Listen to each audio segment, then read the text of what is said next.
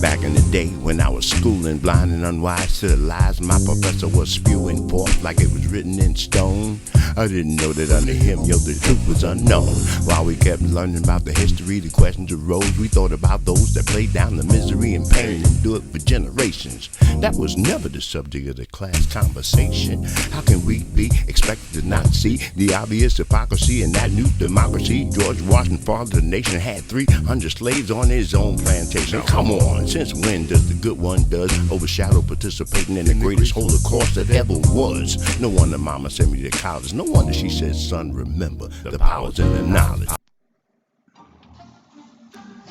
Welcome. You have reached P.T.A.H. P.T.A.H. Production for the proper teaching of African history. My name is Reggie Sinkler, and I'm a historian, retired teacher, lecturer, author of ancient Nile Valley history. You have no idea what Africans did. This is one of my books that you can purchase with over 50 untold facts about ancient Africans that you just wouldn't believe. Trust me, I'll show you. Here's a picture of one of the first university in the world, which in 1500 BC is said to have had 80,000 students. Africans were studying. Here's the first known physician in the world. His name is Imhotep. The Greeks call him Asclepius, and they put his name in the Hippocratic Oath. When I saw him with a stethoscope, I couldn't believe it. Judgment Day came from Africa. Look at Lady Liberty on the left, and then look at that scale from the Judgment Day scene, where they had to weigh your heart against the feather of my eye.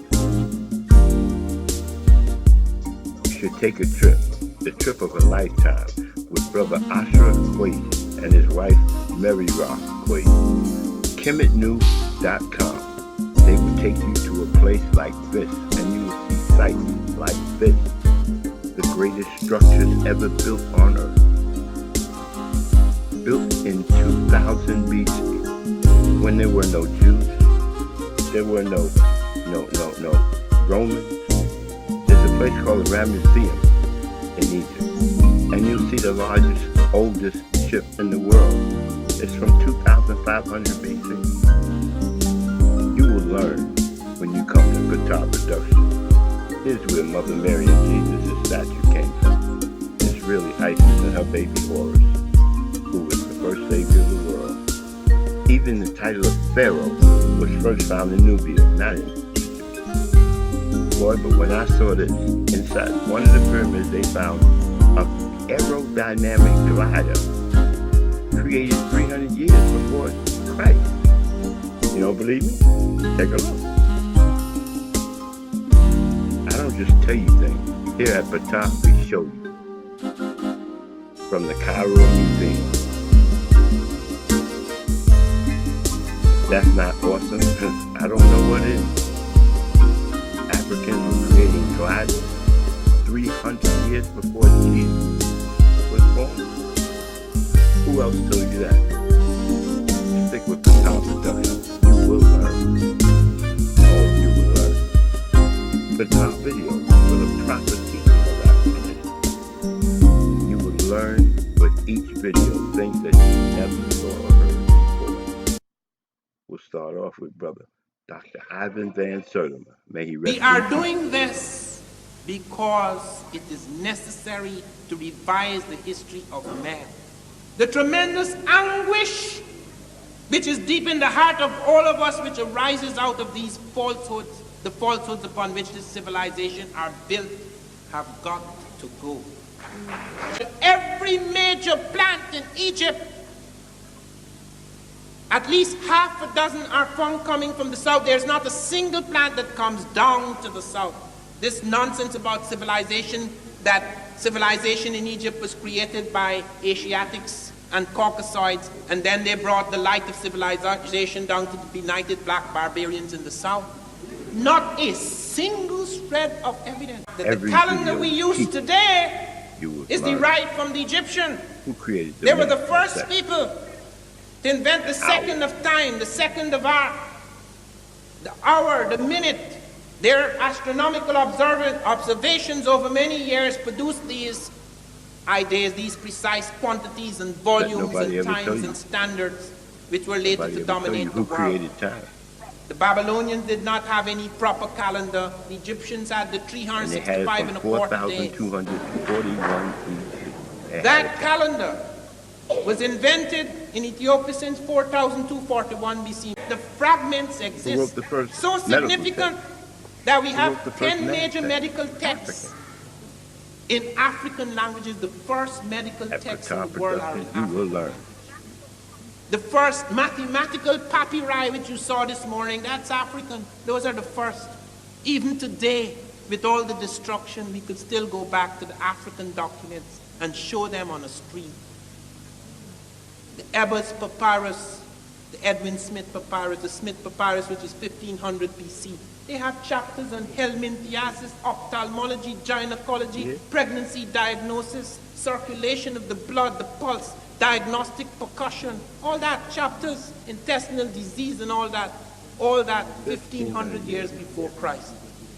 This is Dr. Asa Hilliard. Logic, arithmetic, astronomy, geometry, and music, what we call the seven liberal arts. Is the name of this was the educational system that was in place at the time that Greek people came to Kemet. Now go back and show who the people were that established this. Okay, the people, the images you showed earlier. Okay, the images that we're showing are these people. See, now I just skipped back to the 12th dynasty, but in this dynasty, these people were teaching trigonometry. In other words, we have papyri with math problems on them, the Rhine papyrus, the Moscow papyrus, with problems on them. These papyri were written in the 12th dynasty, and they had problems not only in geometry, but also in trigonometry. Invented trigonometry and geometry. Still don't believe? Dr. Charles French from Morehouse College, one of the baddest historians I've ever seen. Listen to him, he's got the proof. The Rhine papyrus has problems in trigonometry dated 1650. Greece began in 850. Actually read this a little bit.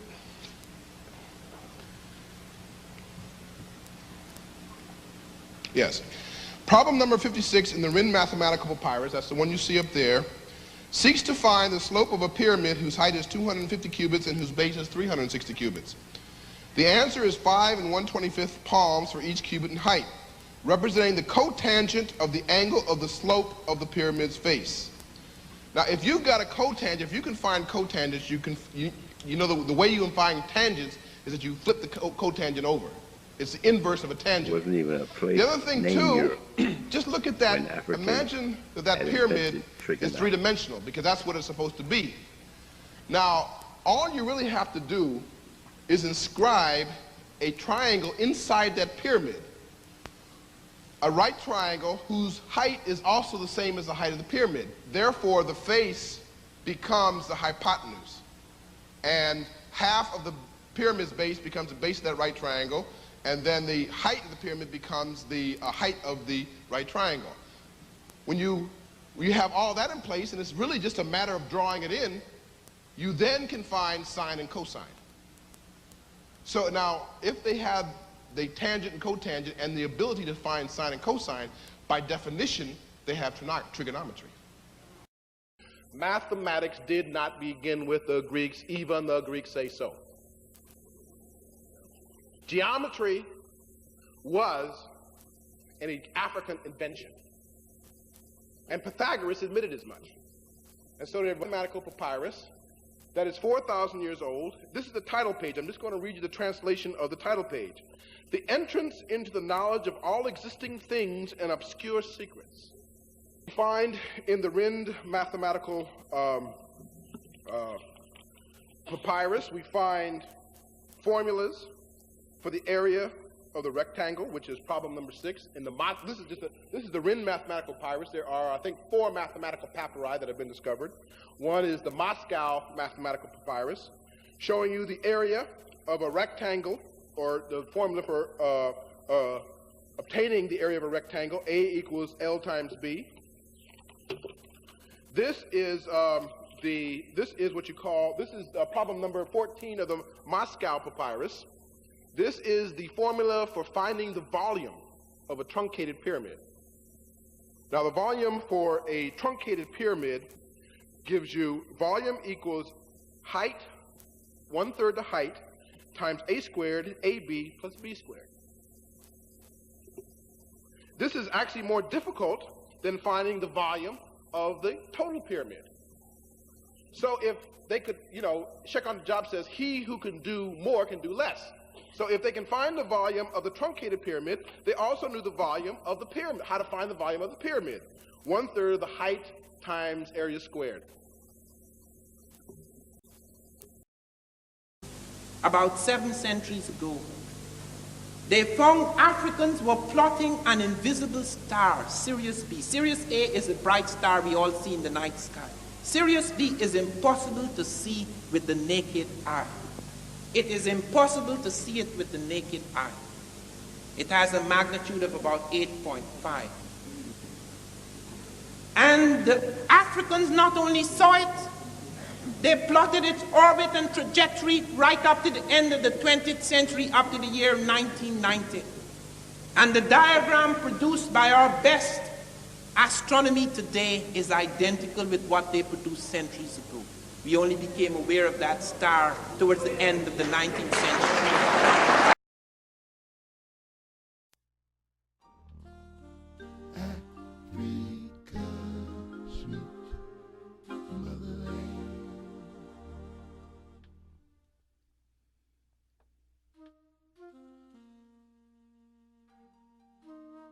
Far from you, it never strays. Away from home too long.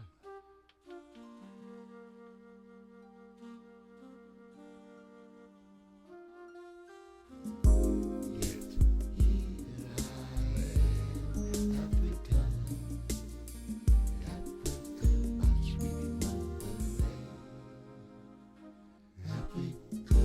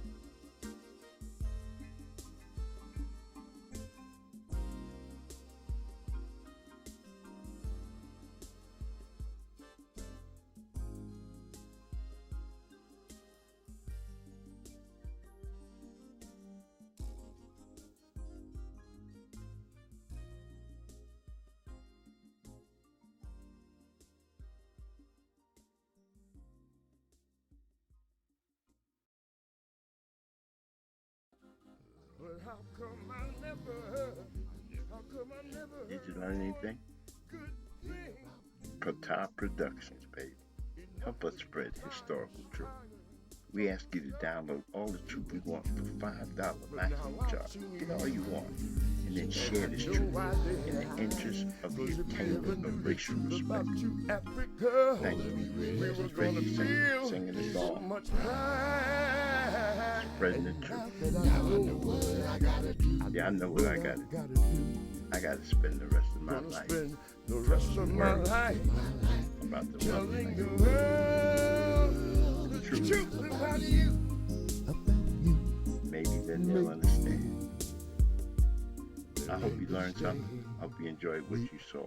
And I hope you tell somebody to come and check out P.T.A.H Productions. We owe it all to you. Because we owe it all to the proper teachings of African history. Motherland. Reggie Sinkler saying goodbye. Don't forget about us. Africa. We're on a righteous mission. We owe it Proper teaching of African history. Africa.